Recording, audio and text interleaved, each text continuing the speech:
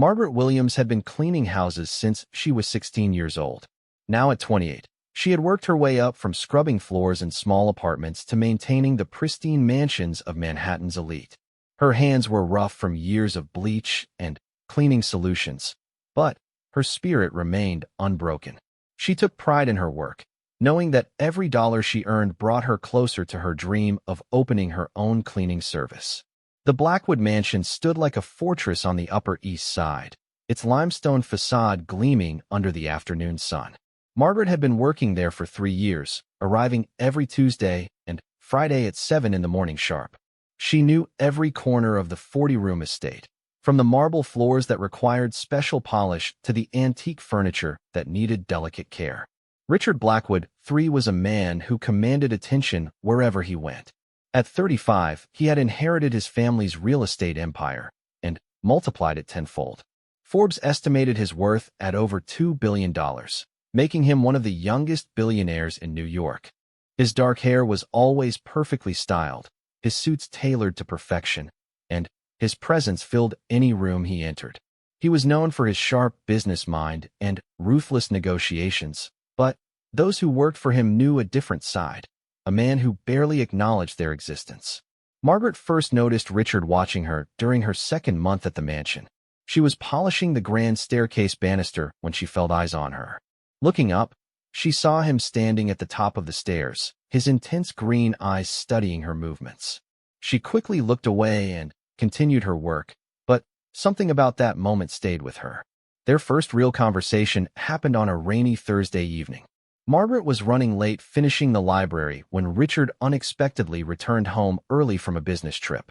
She was on her hands and knees, carefully cleaning between the intricate carvings of an 18th-century desk when she heard footsteps. "You're still here," his voice came from behind her. Margaret jumped, her heart racing as she turned around. "I'm sorry, Mr. Blackwood. I'll be finished in just a few minutes," she said, scrambling to her feet and smoothing down her uniform. Richard loosened his tie and walked to the window, looking out at the rain. "It's past 8. Don't you have somewhere to be?" "I just wanted to make sure everything was perfect," Margaret replied, gathering her cleaning supplies. The desk hadn't been properly cleaned in weeks. He turned to face her, and, for the first time, she saw something other than indifference in his eyes. "What's your name again?" "Margaret Williams, sir." "How long have you been working here, Margaret?" 3 years next month, sir." Richard nodded slowly, his gaze lingering on her face. Margaret felt heat rise to her cheeks.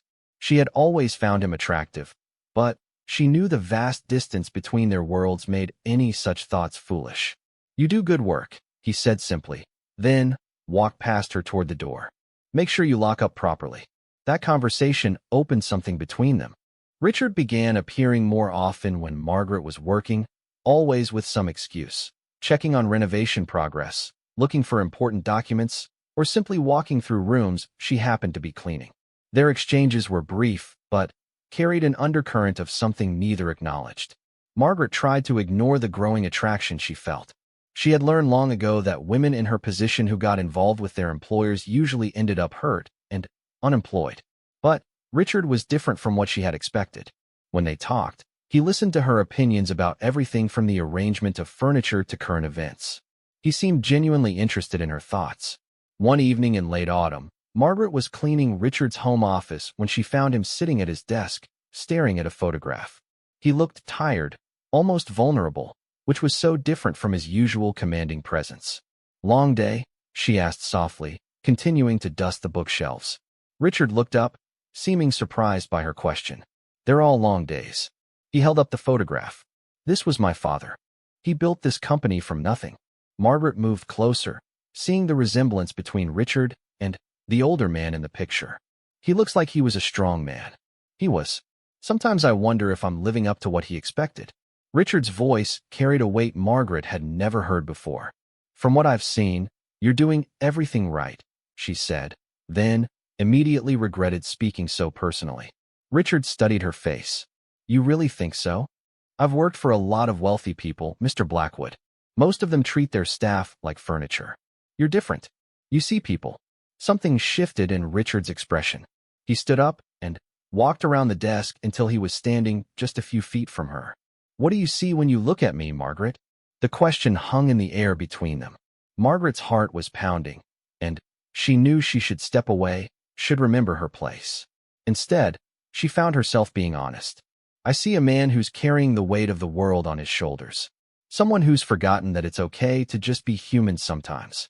Richard's hand reached up to touch her face, his thumb gently stroking her cheek. You're remarkable, you know that. Before Margaret could respond, he leaned down and kissed her. It was soft and tentative at first, then deeper as she responded.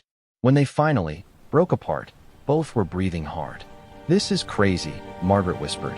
I know, Richard said, but he didn't move away. That kiss changed everything.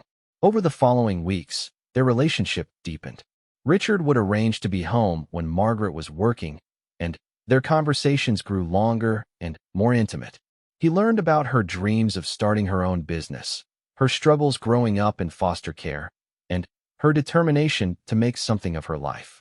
Margaret discovered that beneath Richard's powerful exterior was a man who was often lonely. His wealth had created barriers between him and genuine relationships. Most people wanted something from him: business deals, investments, or access to his social circle. With Margaret, he could just be Richard, not Richard Blackwood III, the billionaire.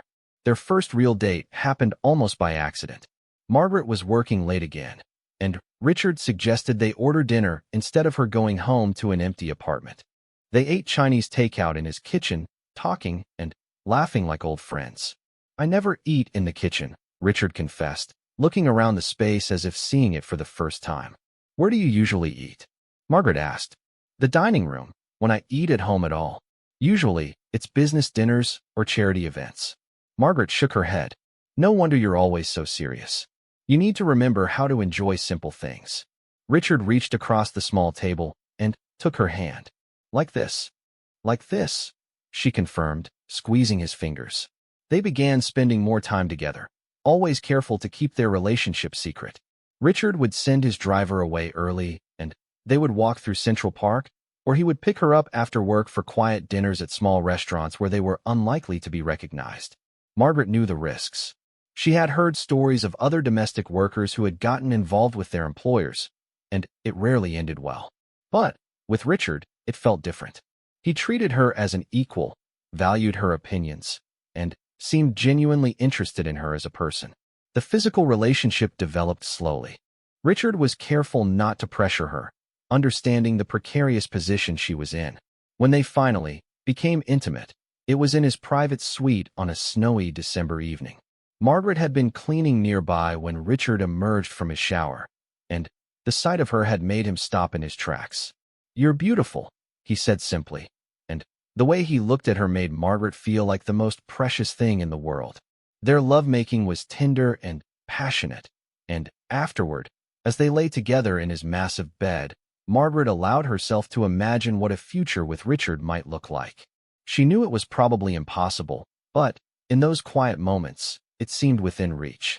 The holidays came and went with the relationship remaining secret. Richard's social calendar was packed with parties and galas, events where he was photographed with various socialites and businesswomen. Margaret would see the pictures in society magazines and feel a stab of jealousy, even though she understood the necessity. They mean nothing, Richard assured her one evening after she had seen a particularly prominent photo of him dancing with a senator's daughter. It's all just business and appearances. I know, Margaret said, but the words still stung. Margaret, look at me. Richard cupped her face in his hands. You're the only woman who matters to me. The only one who sees the real me. She wanted to believe him, and most of the time she did. But there were moments when the reality of their situation became clear.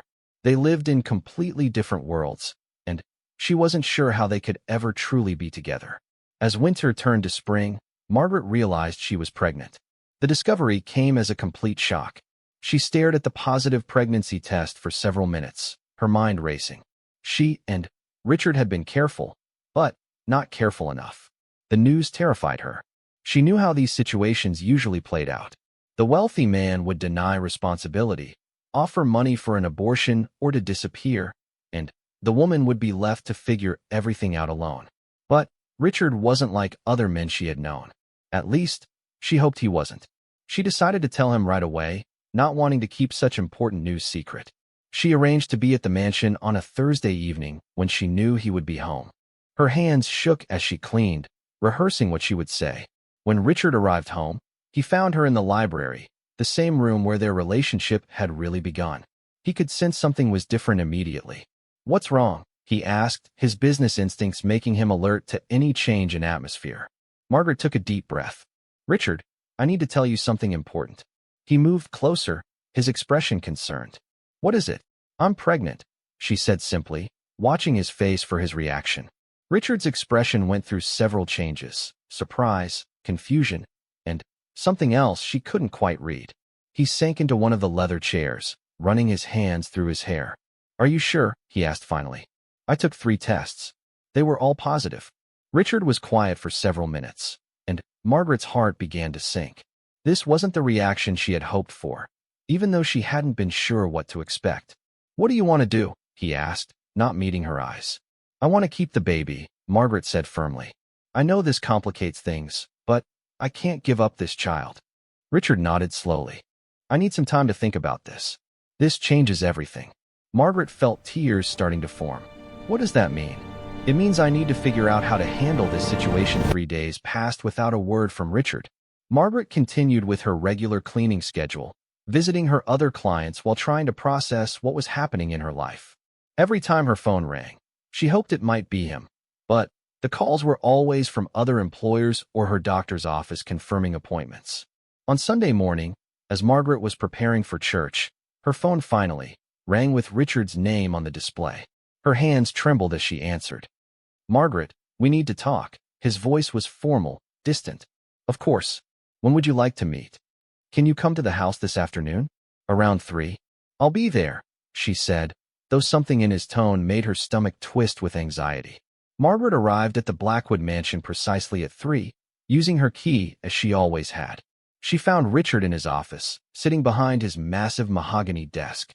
The physical distance between them felt symbolic of everything that had changed since Thursday evening.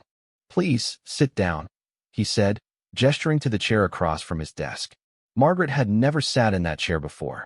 During their relationship, she had always perched on the arm of his chair or sat beside him on the sofa. The formality of the setup told her everything she needed to know about what was coming. "I've been thinking about your announcement," Richard began, his words carefully measured. "And I've consulted with my lawyers." Margaret's heart sank. "Your lawyers?" "This is a complicated situation, Margaret. There are many factors to consider: my business reputation, my family's legacy, the media attention this could generate." "What are you saying, Richard?" He pulled out a thick document from his desk drawer. "I'm prepared to offer you a substantial settlement. $5 million, with the understanding that you'll sign a non-disclosure agreement and make no claims of paternity." Margaret stared at the papers in disbelief. "You want me to pretend this never happened?" "I want to provide for you financially while protecting both of us from unnecessary complications." "Unnecessary complications?" Margaret's voice rose. "This is your child we're talking about." Richard's jaw tightened. "According to you. But we both know that wealthy men are frequent targets for paternity claims. How do I know this child is actually mine?" The question hit Margaret like a physical blow. After everything they had shared, after all the intimate conversations and tender moments, he was questioning her honesty. "Because I've never been with anyone else since we started our relationship," she said, her voice shaking with hurt and anger. "Because you know me, Richard. You know I would never lie about something like this." "I thought I knew you," Richard replied coldly. "But people change when money is involved. Perhaps this was your plan all along." Margaret stood up abruptly, her chair scraping against the floor. "You think I planned to get pregnant so I could extort money from you?" "It wouldn't be the first time someone in your position saw an opportunity and took it." "Someone in my position?" Margaret's voice was dangerously quiet.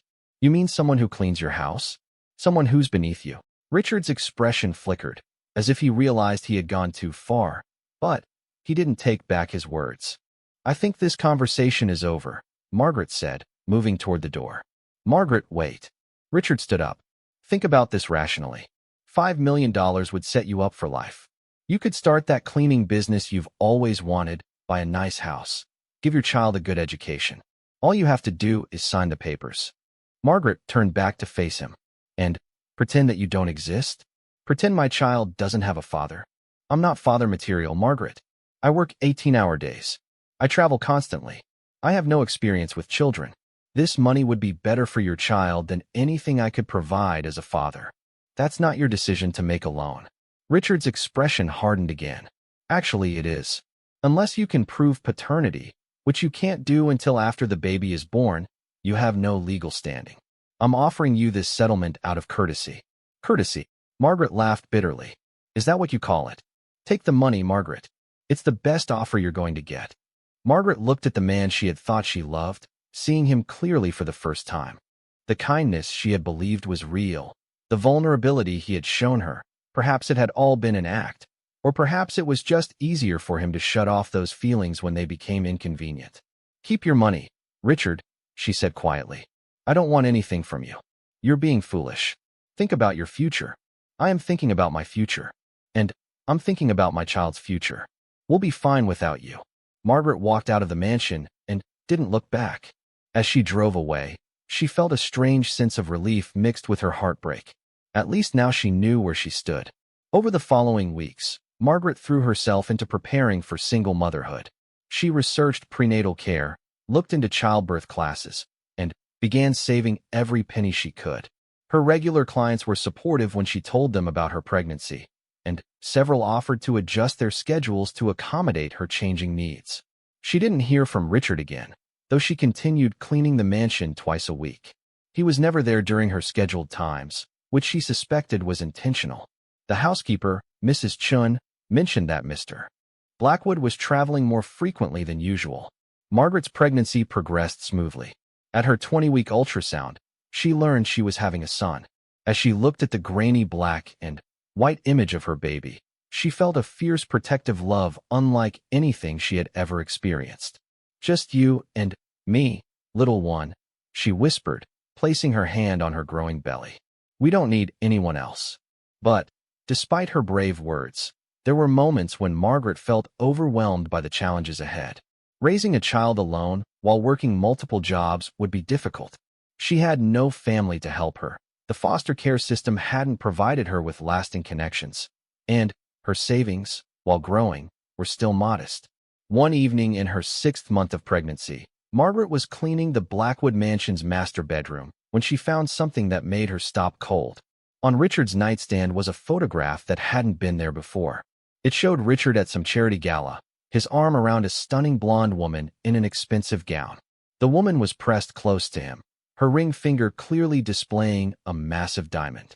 Margaret's hands shook as she picked up the photograph. The woman looked exactly like the type Richard was supposed to marry, refined, educated, from the right family. Everything Margaret would never be. She quickly put the photo back and continued her work, but the image stayed with her. Richard was moving on with his life, probably with someone his family and social circle would approve of. The months they had spent together were just a temporary detour for him. The next morning, Margaret opened her newspaper to find Richard's engagement announcement prominently featured in the society pages. The woman was Victoria Pemberton, daughter of a prominent banking family and graduate of Harvard Business School. The announcement mentioned their shared interests in philanthropy and their plans for a spring wedding. Margaret stared at the announcement for a long time. She calculated the timeline and realized Richard must have started dating Victoria shortly after learning about her pregnancy. Perhaps he had even been seeing her before then. The thought made her feel sick. That afternoon, her phone rang with an unknown number. When she answered, she heard Richard's voice. Margaret, I need to see you. I don't think that's a good idea. Please, just for a few minutes. I'll come to you. Margaret was curious despite herself. Why? I saw you found the photograph last night. Mrs. Chun mentioned you seemed upset while cleaning the bedroom, so he was having her watched. Congratulations on your engagement. Margaret, it's not what you think. I think you're marrying someone more suitable than the maid who got pregnant. I think that's exactly what it is. Can I come over? I need to explain. Against her better judgment, Margaret agreed. An hour later, Richard was standing in her small apartment, looking completely out of place among her modest furnishings. This is about appearances, he began immediately. Victoria and I have an understanding. It's not a love match. That's supposed to make me feel better? I'm still thinking about our situation. But, right now, I need to maintain my public image while I figure things out. Margaret couldn't believe what she was hearing. Our situation? Richard, in 3 months, I'm going to have your baby. That's not a situation, that's reality. I know that. But, I need time to handle this properly. Handle what properly? You've already made your choice. You chose Victoria and your precious reputation over your own child. Richard ran his hands through his hair, a gesture Margaret remembered from their intimate moments together. It's more complicated than that. No, it's really not. Either you want to be a father to this baby, or you don't.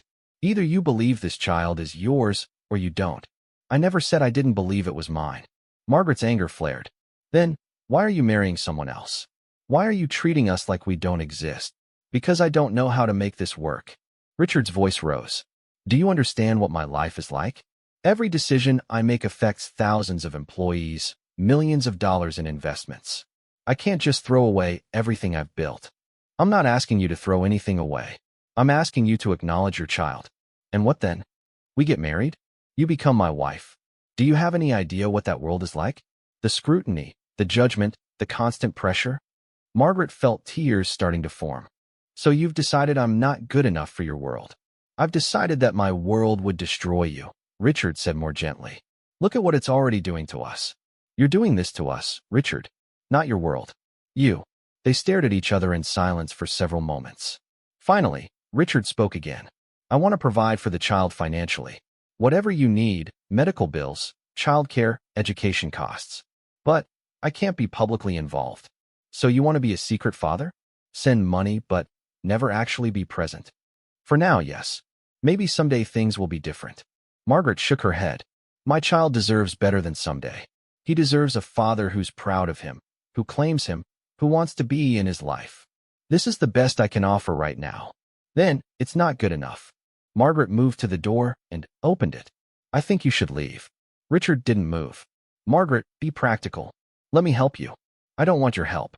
I don't want your money. I want you to stay away from us. You can't mean that. I absolutely mean it. Don't contact me again, Richard. Don't send money. Don't send lawyers. Don't send anything. My son, and I will be just fine without you. Richard's expression hardened. You're being foolish again. Maybe. But at least I'm being honest about what I want and what I'm willing to accept. You can't say the same. Margaret's labor began on a rainy Tuesday morning in late September. She had been cleaning Mrs. Patterson's penthouse when the first contraction hit, causing her to grip the edge of the kitchen counter. At 37 weeks, she had been prepared for this moment. But the reality was more intense than anything she had imagined. Dear, are you all right? Mrs. Patterson, an elderly widow who had become fond of Margaret over their 3-year working relationship, noticed her distress immediately. I think it's time, Margaret gasped, feeling another wave of pain wash over her. Mrs. Patterson, who had raised 5 children of her own, took charge immediately. She called for her driver and insisted on accompanying Margaret to the hospital. No woman should go through childbirth alone, she declared, ignoring Margaret's protests about imposing. The labor lasted 14 hours. Mrs. Patterson stayed with Margaret the entire time, holding her hand during contractions and speaking encouraging words when Margaret felt like she couldn't continue. It was the closest thing to having a mother that Margaret had experienced since her own mother died when she was 8. At 3:47 a.m. on Wednesday, September 23rd, Margaret's son entered the world. The moment the doctor placed the baby in her arms, Margaret forgot about everything else, the pain, the exhaustion, even her heartbreak over Richard. Looking down at her son's face, she felt a love so powerful it seemed to reorganize her entire understanding of what mattered in life. He's beautiful, Mrs. Patterson whispered, tears in her eyes. What will you name him? Margaret had chosen the name months ago. James. James William Williams. The baby opened his eyes, and Margaret gasped. She had expected brown eyes like her own, but James's eyes were a striking green, exactly the same shade as Richard's. The resemblance was unmistakable, and Margaret felt a complex mix of emotions. Her son would carry his father's most distinctive feature, a constant reminder of the man who had chosen not to be part of their lives. Over the following days, as Margaret recovered in the hospital, She was amazed by the support she received. Mrs. Patterson visited daily, bringing flowers and baby clothes. Other clients sent gifts and cards. Even Mrs. Chun from the Blackwood mansion stopped by, bringing a beautiful handmade blanket and assuring Margaret that she would always have a job when she was ready to return to work. "The baby is gorgeous," Mrs. Chun said, peering into the bassinet. "Those eyes, so unusual, so beautiful." Margaret wondered if Mrs. Chun suspected anything about the baby's parentage, but the older woman's expression revealed nothing. Taking James home to her small apartment was both thrilling and terrifying. Margaret had prepared as much as she could, transforming her bedroom into a nursery and reading every parenting book she could find. But nothing truly prepared her for the reality of being responsible for another human being 24 hours a day. The first few weeks were challenging. James was a fussy baby who had difficulty sleeping for more than 2 hours at a time. Margaret was exhausted, running on adrenaline and determination. She had arranged for 6 weeks of maternity leave from her cleaning jobs. But even with the money she had saved, finances were tight.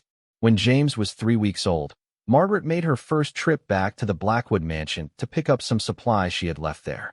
She deliberately chose a time when she knew Richard would be at work. Mrs. Chun met her at the service entrance, her face lighting up when she saw the baby. "Oh my goodness, he's grown so much," Mrs. Chun exclaimed. "May I hold him?" Margaret hesitated for only a moment before placing James in the older woman's arms. Mrs. Chun cooed over the baby, speaking to him in both English and Mandarin. "He's going to be heartbreaker," Mrs. Chun said, studying James's face. "Those eyes, they're so familiar." Margaret's heart raced, but she kept her expression neutral. "People say babies' eyes change color in the first few months." "Sometimes," Mrs. Chun agreed, but her tone suggested she wasn't convinced. "Sometimes they stay exactly the same." That evening, Margaret received an unexpected phone call from Mrs. Patterson. "Margaret, dear, I have a proposition for you." "What kind of proposition?" "I'd like to hire you as my full-time housekeeper and personal assistant. The job would include a small apartment above my garage. It's been converted into a lovely one-bedroom with a separate entrance. The salary would be $60,000 a year, plus benefits and paid time off." Margaret was stunned. It was more than she made working for all her clients combined, and having housing included would solve her biggest financial worry.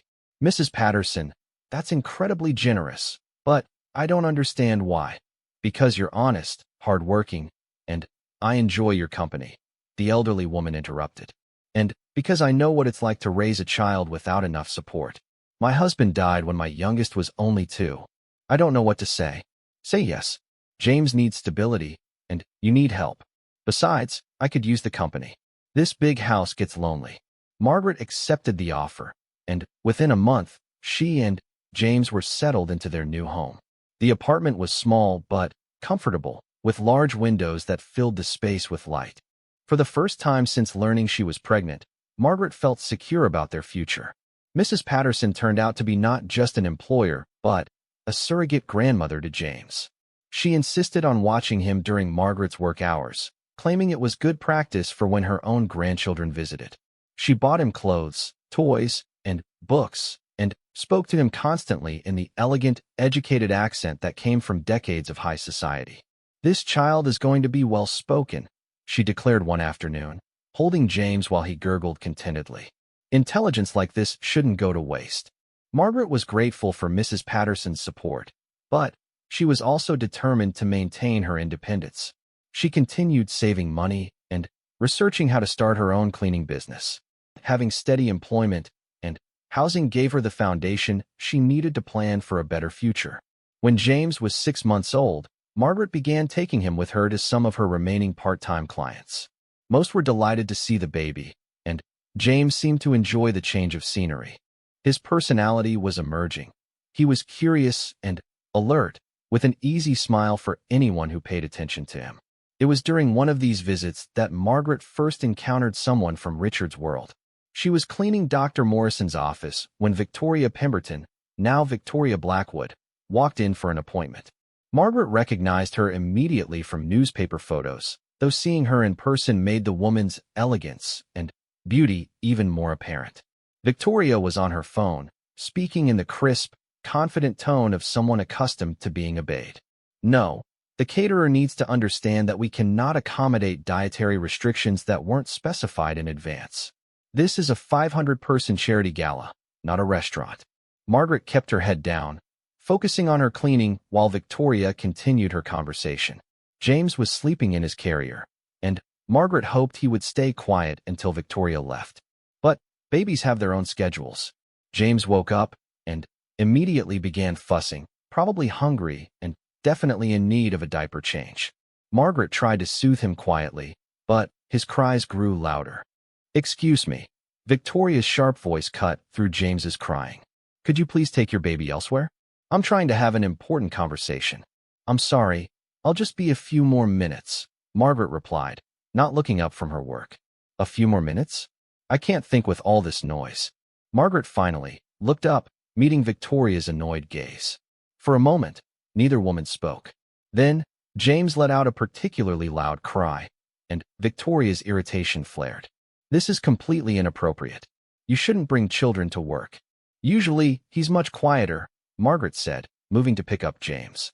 As she lifted him from the carrier, his blanket fell away, revealing his face clearly for the first time. Victoria's expression changed instantly. Her phone call forgotten, she stared at James with a look of shock that quickly transformed into something else. Recognition, perhaps, or suspicion. "Those eyes," Victoria said quietly. Margaret's heart pounded, but she kept her voice steady. "He has unusual eyes. People comment on them all the time." Victoria stepped closer, studying James's face intently. The baby, unaware of the tension in the room, had stopped crying and was looking back at Victoria with those distinctive green eyes. "How old is he?" Victoria asked, her voice carefully controlled. 6 months. Victoria was quiet for several moments, clearly calculating dates in her head. Her face had gone pale, and when she looked at Margaret again, there was a new understanding in her expression. "What's your name?" "Margaret Williams." "And his father?" Margaret lifted her chin. "That's none of your business." Victoria's laugh was bitter. "Oh, I think it might be very much my business." The two women stared at each other while James gurgled happily, oblivious to the storm brewing around him. Finally, Victoria spoke again. "You work for my husband, don't you? You clean our house." Margaret didn't respond, but her silence was answer enough. Victoria's composure cracked slightly. "How long? How long what? How long were you sleeping with my husband?" Margaret felt a surge of anger. "I don't owe you any explanations. I think I deserve some answers." "Your husband made his position very clear," Margaret said firmly. "He wants nothing to do with James, and we want nothing to do with him. As far as I'm concerned, this child has no father." Victoria studied Margaret's face, perhaps looking for signs of deception or manipulation. Whatever she saw there seemed to convince her that Margaret was telling the truth. "Good," Victoria said finally. "Because if you ever try to use that child to make claims on my husband or his money, I will destroy you. Do you understand me?" "Perfectly," Margaret replied. "And let me be equally clear, I wouldn't take your husband back if he came crawling on his hands and knees. I've seen what kind of man he really is." Victoria seemed taken aback by Margaret's vehemence. Perhaps she had expected tears or apologies, not defiance. "I suggest you find a different cleaning service for your home," Margaret continued. "I'll be ending my arrangement with the Blackwood household." "That won't be necessary," Victoria said, regaining her composure. "Richard travels frequently, and I spend most of my time at my father's estate in the Hamptons. We rarely see the cleaning staff." With that, Victoria picked up her purse and walked out, leaving Margaret shaken but oddly relieved. The encounter had been unpleasant, but it had also clarified something important. She truly wanted nothing from Richard's world. His wife, his money, his status, none of it was worth the pain and humiliation she had already endured. That evening, Margaret called Mrs. Chun and resigned from the Blackwood Mansion job. She claimed she was too busy with her new position to continue the twice-weekly cleanings. Mrs. Chun sounded disappointed, but understanding. "You know you're always welcome back," the older woman said. "Take care of yourself and that beautiful baby." 2 years passed peacefully in Margaret and James's new life. Margaret had successfully launched Williams Cleaning Services, starting with just 3 clients, but growing steadily through word-of-mouth recommendations. Mrs. Patterson had been her first customer and biggest supporter, introducing Margaret to her wealthy friends as the most trustworthy and thorough housekeeper in Manhattan. James, now 3 years old, was a precocious child who charmed everyone he met. His vocabulary was advanced for his age, thanks partly to Mrs. Patterson's constant conversation with him, and his bright green eyes missed nothing. He had developed a particular fascination with numbers, and could count to 50 without help. Margaret had created a good life for them. The apartment above Mrs. Patterson's garage had become a real home, filled with James's artwork from preschool and pictures of their small adventures around the city. They visited museums, playgrounds, and libraries together. Margaret made sure James knew he was loved and wanted, even if his father wasn't part of their lives. The topic of James's father rarely came up. When it did, Margaret simply told him that some fathers couldn't be with their children, but that didn't mean the children were loved any less. James seemed to accept this explanation, perhaps because he was surrounded by so much love from Margaret and Mrs. Patterson that he didn't feel the absence keenly. Margaret had not seen Richard since that confrontation in her apartment 3 years earlier, though she occasionally saw his name in business newspapers or society magazines. His marriage to Victoria appeared successful from the outside, with frequent photos of them at charity events and business functions. She no longer felt the sharp pain those images once caused. That part of her life felt like it had happened to someone else. On a crisp October morning, Margaret was cleaning the penthouse of one of her newer clients when her phone rang. The caller ID showed Mrs. Chin's name, which surprised Margaret. The two women had maintained a friendly relationship, occasionally texting holiday greetings, but they rarely spoke. "Margaret, I hope I'm not bothering you." Mrs. Chin's voice sounded strained. "Of course not. What's wrong? You sound upset." "I'm calling because I think you should know something. Mr. Blackwood was in a car accident last night." Margaret's blood ran cold. Despite everything that had happened between them, hearing that Richard was hurt still affected her deeply. "How bad is it?" "He's alive, but he's unconscious. The doctors don't know when or if he'll wake up. Mrs. Blackwood is at the hospital with his family." Margaret sank into a nearby chair, her legs suddenly unsteady. "What happened?" "He was driving home from a late business meeting. The police think he fell asleep at the wheel. His car went off the road and hit a tree." Margaret closed her eyes, imagining Richard lying unconscious in a hospital bed. Despite everything he had done, despite the way he had rejected their son, she didn't want him to suffer. "Thank you for telling me," she said quietly. "Margaret," Mrs. Chin paused, "I know this isn't my business, but that man has been miserable for years. Whatever happened between you two, I think he's regretted it every day since."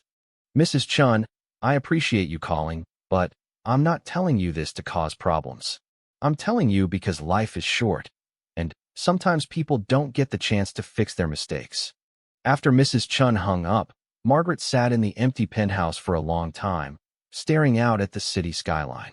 She thought about the Richard she had fallen in love with, the man who had shown her vulnerability and kindness. She wondered if that man was still in there somewhere, buried under the weight of expectations and fear. But then, she thought about James, and her resolve strengthened. Richard had made his choice 3 years ago. The accident didn't change the fact that he had denied his own child. That evening, Margaret was helping James with a puzzle when Mrs. Patterson mentioned seeing the accident report on the news. "That poor family," she said, shaking her head. "The Blackwoods have had such terrible luck.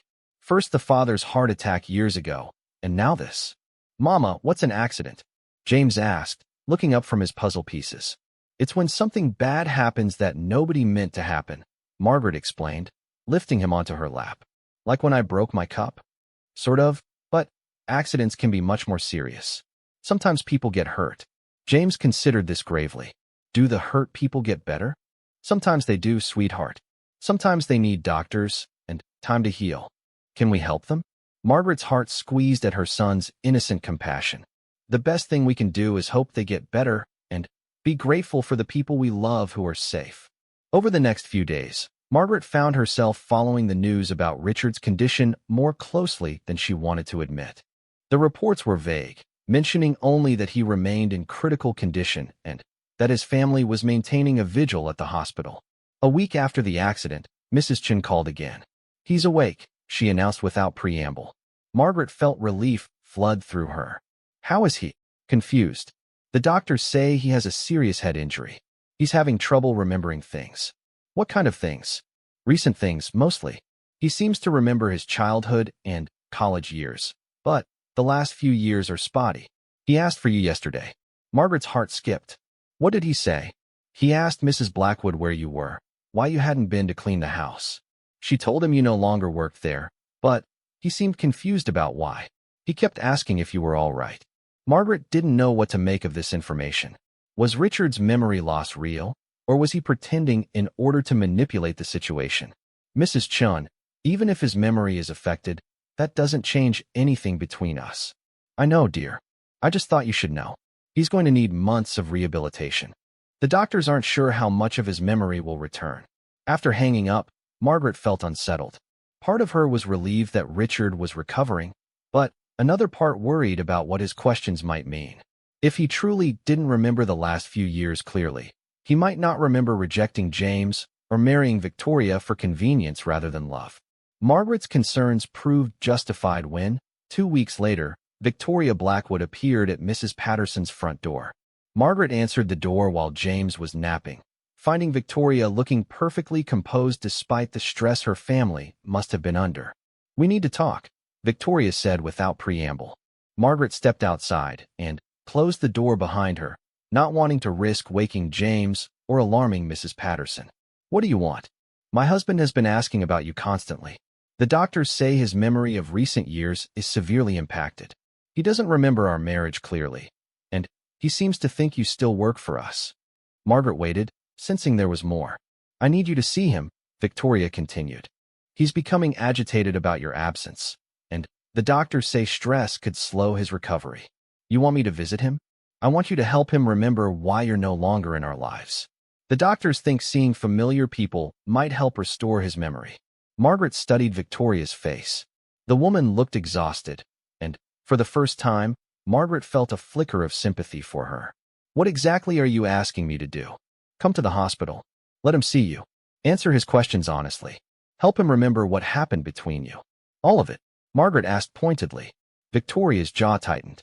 "The doctors need him to remember everything eventually. His business associates are asking questions, and he needs to be mentally competent to manage his affairs." Margaret realized that Victoria's primary concern wasn't Richard's emotional well-being, but rather the practical implications of his memory loss. Still, if seeing her could help Richard recover, she felt obligated to try. "I'll come," she said finally. "But I'm not doing this for you or to fix your marriage. I'm doing it because it's the right thing to do." "I don't care about your motivations," Victoria replied. "I just need results." The next afternoon, Margaret found herself walking through the corridors of Mount Sinai Hospital, her heart pounding with each step. She had arranged for Mrs. Patterson to watch James, telling him only that she needed to visit someone who was sick. Victoria met her at the elevator, looking nervous for the first time since Margaret had known her. "He's awake, but tired," Victoria warned as they walked toward Richard's room. "The head injury has affected his personality somewhat. He's more emotional than usual, less guarded." They stopped outside a private room, and Victoria turned to face Margaret. "I'll be in the room, but I'll stay back.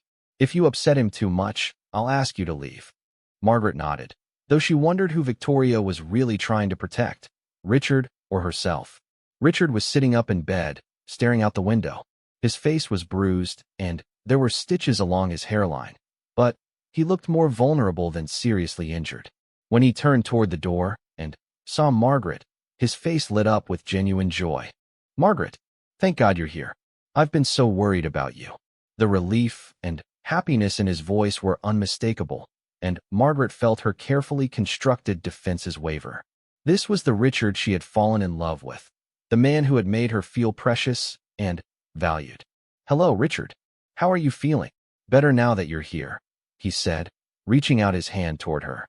"Victoria said you don't work for us anymore, but she wouldn't explain why. Did something happen? Did I do something wrong?" Margaret glanced at Victoria, who gave her an almost imperceptible nod. "Richard, what's the last thing you remember clearly?" He frowned, concentrating. I remember Christmas. We had dinner together in the kitchen, and you told me about wanting to start your own business. I was going to help you with the initial investment. Margaret's heart clenched. He was remembering a conversation from more than 4 years ago, before their relationship had become intimate, before everything had fallen apart. That was a long time ago, Richard. A lot has happened since then. How long? His voice carried a note of alarm. About 4 years. Richard's face went pale. He looked at Victoria, who had moved to stand near the foot of the bed, then back at Margaret. 4 years? That's impossible. Victoria, we just got engaged last month, didn't we? Victoria's composure cracked slightly. Richard, we've been married for almost 3 years. Married? Richard looked completely bewildered. But Margaret and we were. He trailed off, his eyes moving back and forth between the two women as he tried to process what he was hearing. Richard, Margaret said gently, I need to tell you some things that might be difficult to hear. But I need you to listen carefully, okay? He nodded, though she could see fear building in his expression. Margaret took a deep breath and began to tell him the story of their relationship, their affair, and her pregnancy. She watched his face change as she spoke, seeing confusion give way to recognition, and then to horror as the memories began to return. A baby, he whispered when she finished. We have a baby. We have a son, Margaret confirmed. His name is Ja. The silence in the hospital room was deafening. Richard stared at his hands, his face cycling through emotions as more memories returned.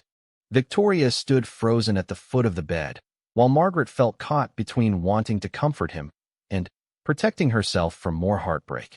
I remember, Richard finally whispered. God help me. I remember all of it.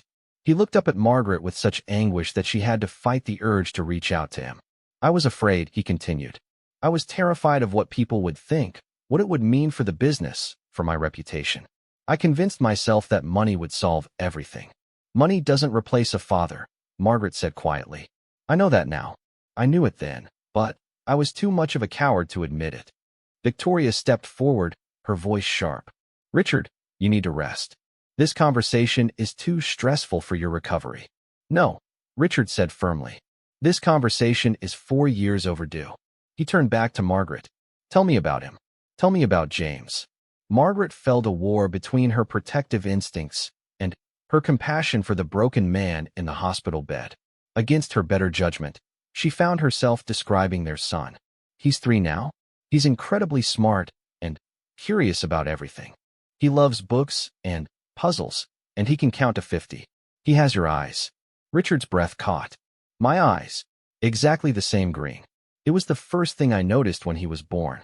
I have a son with my eyes, Richard repeated wonderfully, as if trying to make the reality sink in. Richard, Victoria's voice carried a warning tone. What? Richard looked at his wife with new awareness. What aren't you telling me? Victoria glanced at Margaret, clearly uncomfortable. Perhaps we should discuss this privately.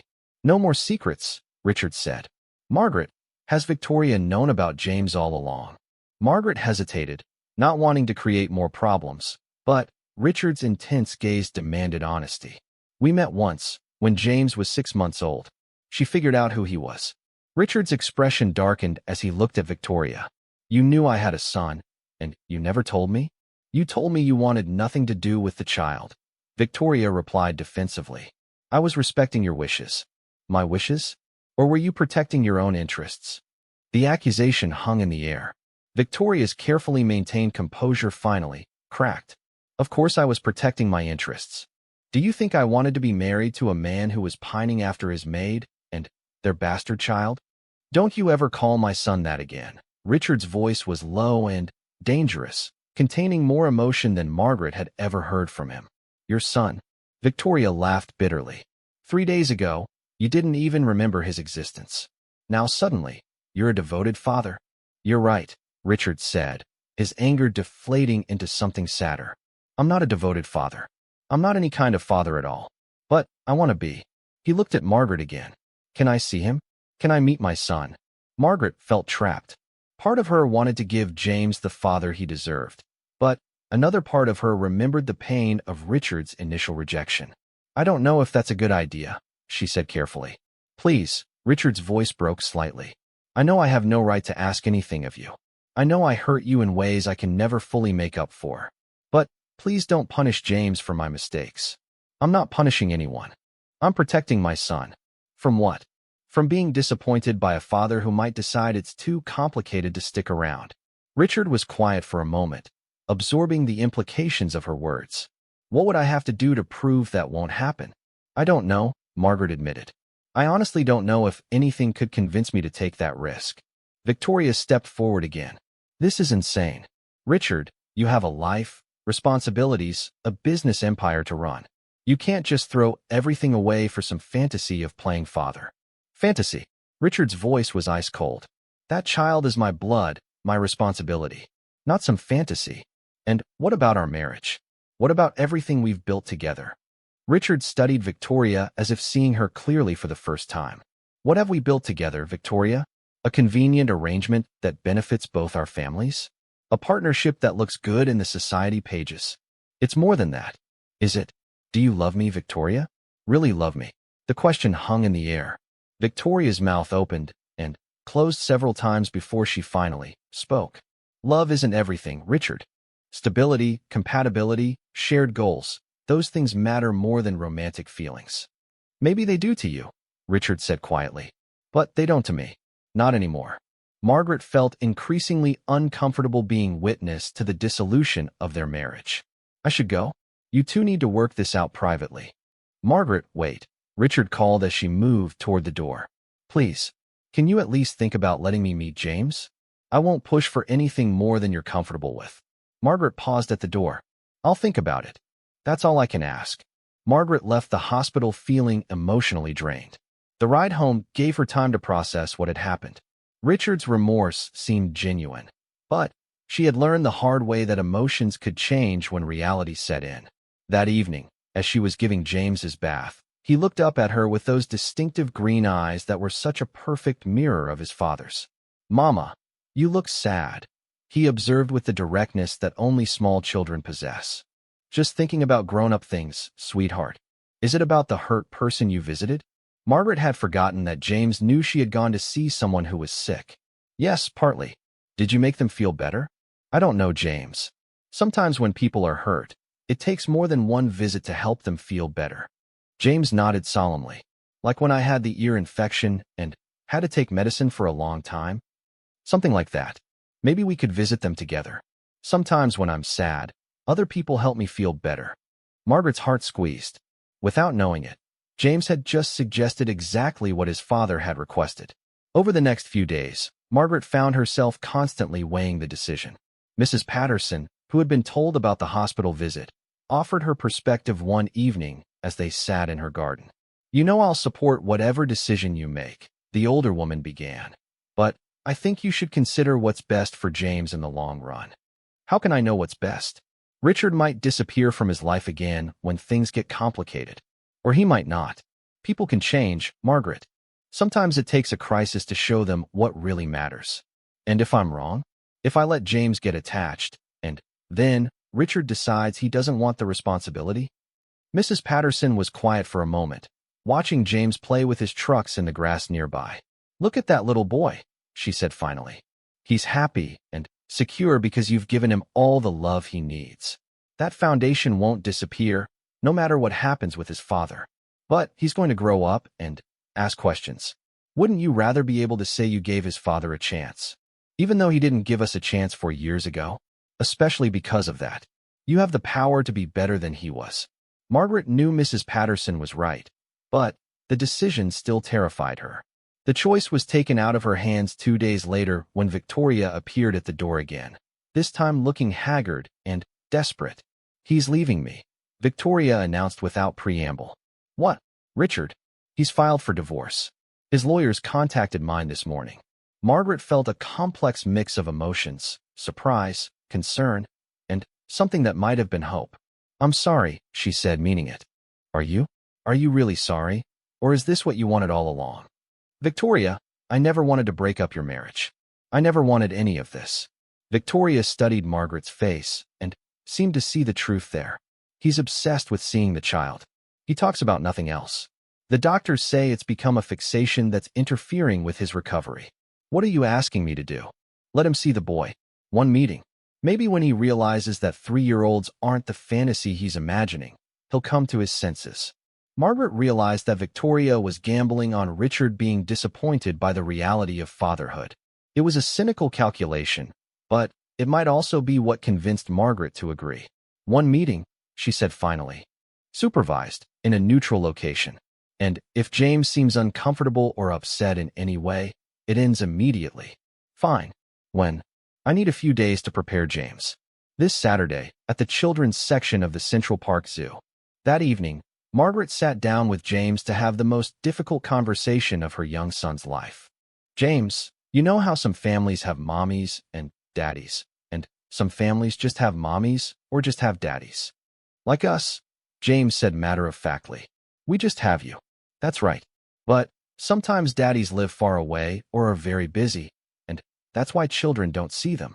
James nodded, accepting this as he accepted most things, with the uncomplicated trust of childhood.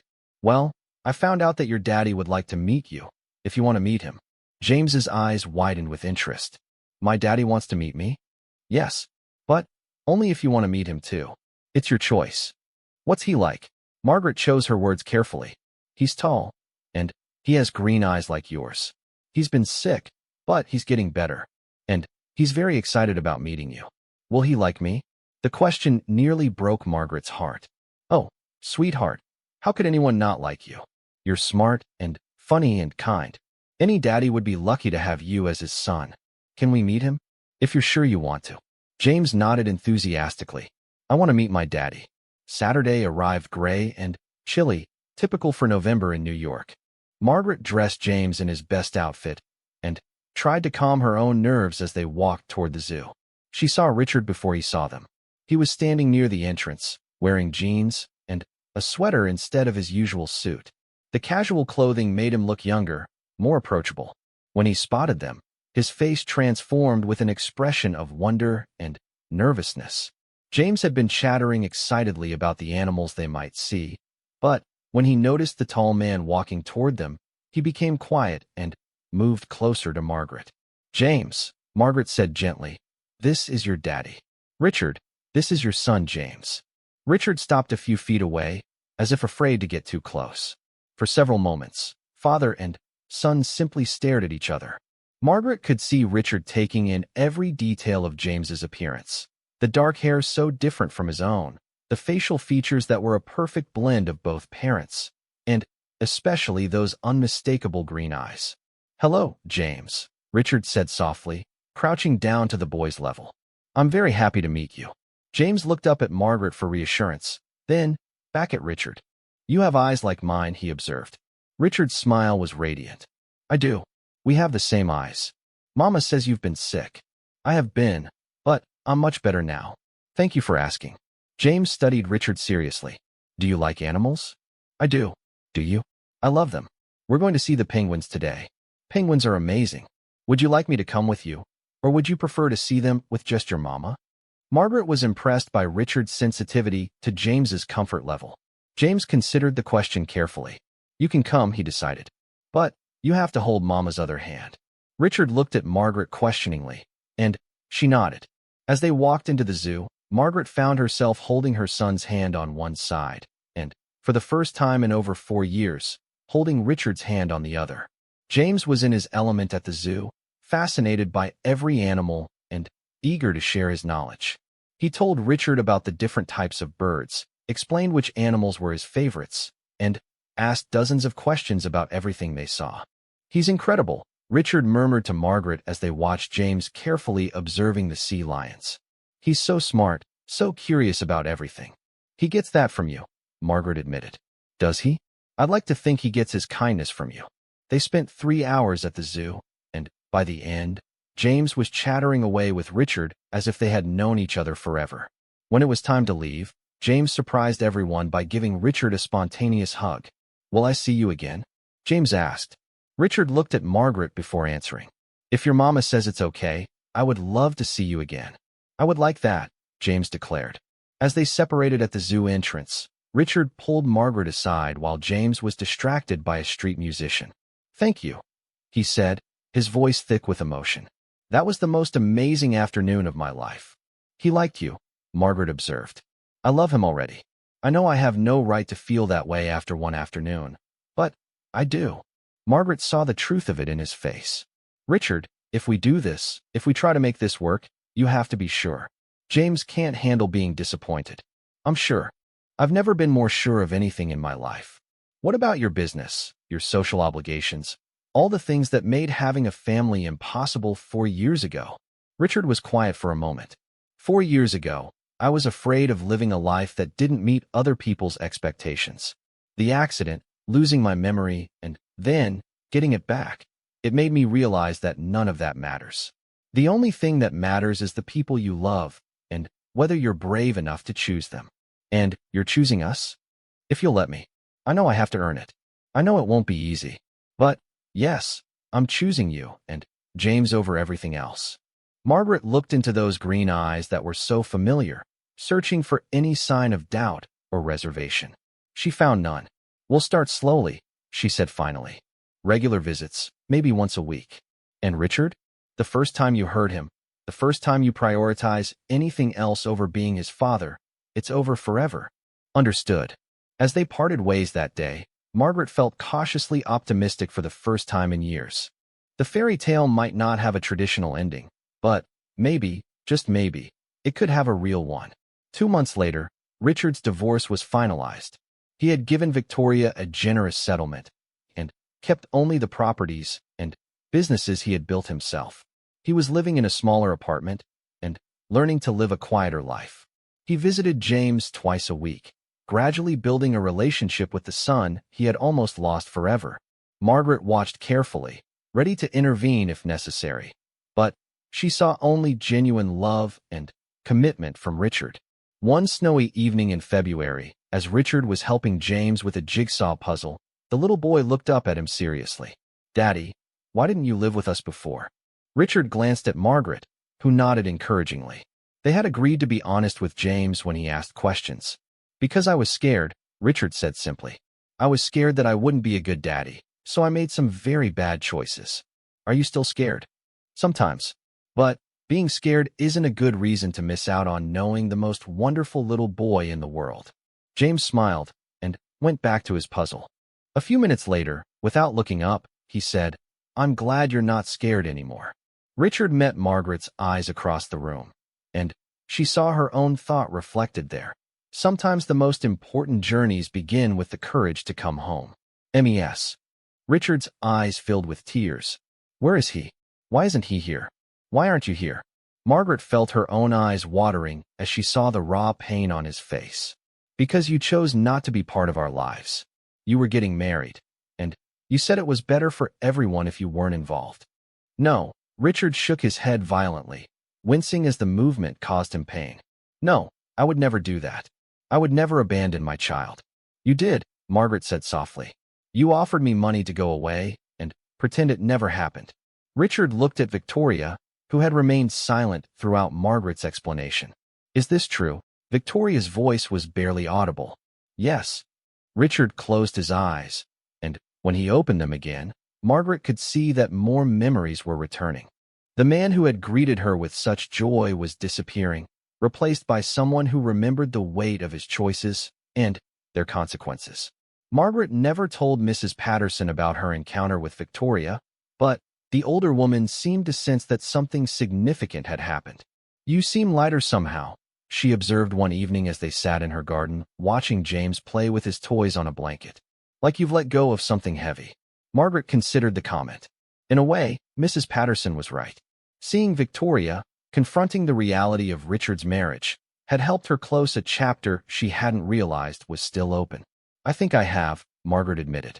"I think I'm finally ready to move forward completely." "Good," Mrs. Patterson said, watching James attempt to crawl toward a butterfly that had landed nearby. "That little boy deserves a mother who's focused on the future, not stuck in the past." As James celebrated his first birthday, Margaret felt genuinely optimistic about their lives. She had started taking online business courses in the evenings, preparing to launch her cleaning service in the next year.